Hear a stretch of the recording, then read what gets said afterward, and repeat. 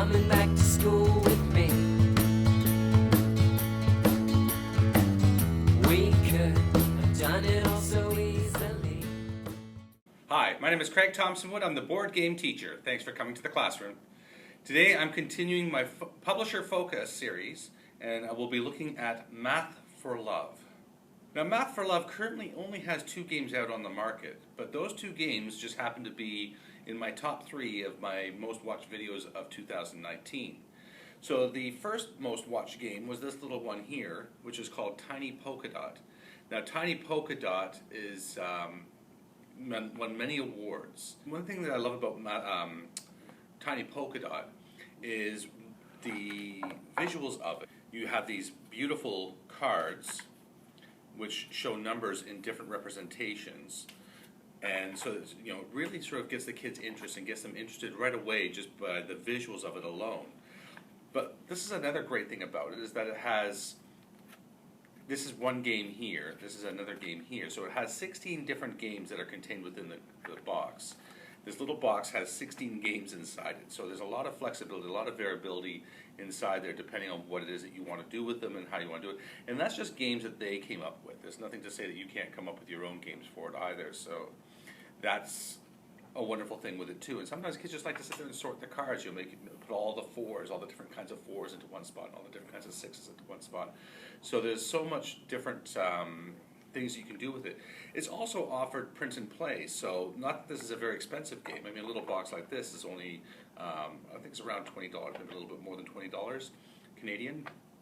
But you can also do a print and play version if you want to just try it out. So you can look on the mathforlove.com website for that, and they will have that version there. But I think that the kids are going to appreciate and enjoy the proper set more than a print and play version. But it just, like I said, the print and play just gives you that opportunity to try it out if you like. I also have a spreadsheet which I did up for this game, and I mean, it's just because as I was looking through it, I started to realize, all these different skills that are showing up within the games. Like I said, there's 16 different games that they talk about for this inside the box here. But for those 16 games, I started looking and realized, well, there's number conservation, there's counting by ones, there's addition, there's subitizing, there's all these different skills that are happening. And so I went through each of the games and I sort of made a little spreadsheet, number of players, age range, time to play, and then I had the final column was all the skills that were present. And I mean, the number of skills that were present for this game were just immense. It was just incredible how many different skills you're learning by this little game and contained within here. So I think this is one of the reasons why Math for Love has done so well with this particular game, Tiny Polka Dot. And for the older kids, then they have this one here called Prime Climb, also an award winner of several awards.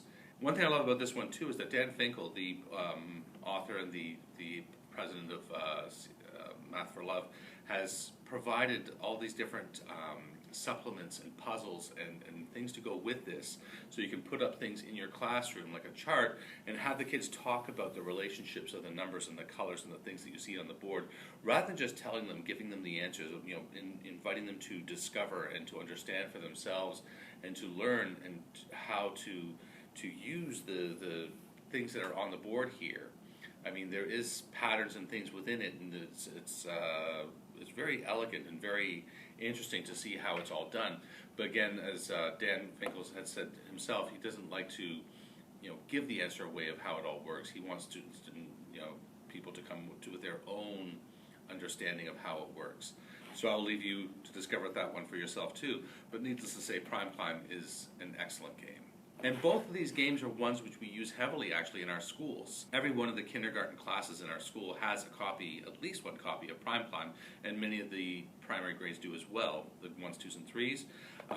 And there is several copies of Prime Climb in the junior classes, and there's even a Prime Climb club that happens with one of the grade 4 teachers leading. So there's, these games do see a lot of use in the classrooms, and help to the students to build their math facts and are very much enjoyed by them. So if you're a teacher looking for math games to include into your curriculum or into your program, then consider these for primary and for junior students.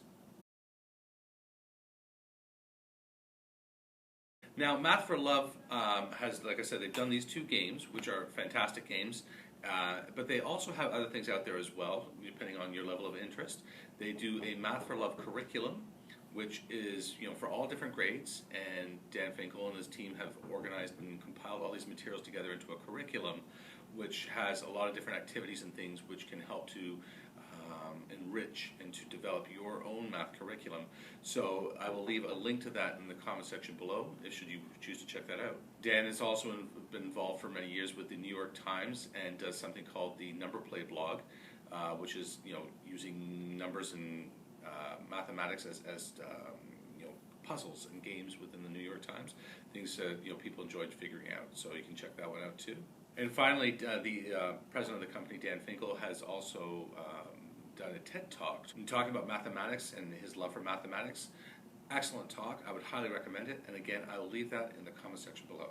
So I'm looking forward to anything further that Math for Love should be choosing to publish. Dan, if you're looking to do anything else and have any ideas you'd like to bounce off of me, or if you'd maybe just like to let me know in advance of things that you're planning on doing, I'd be really excited to see any more games coming up for Math for Love.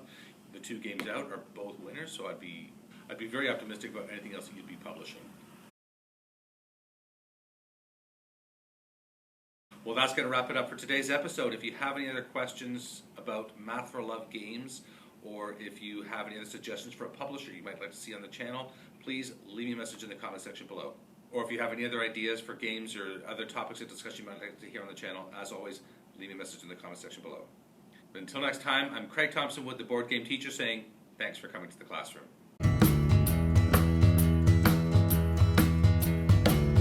Are you coming back?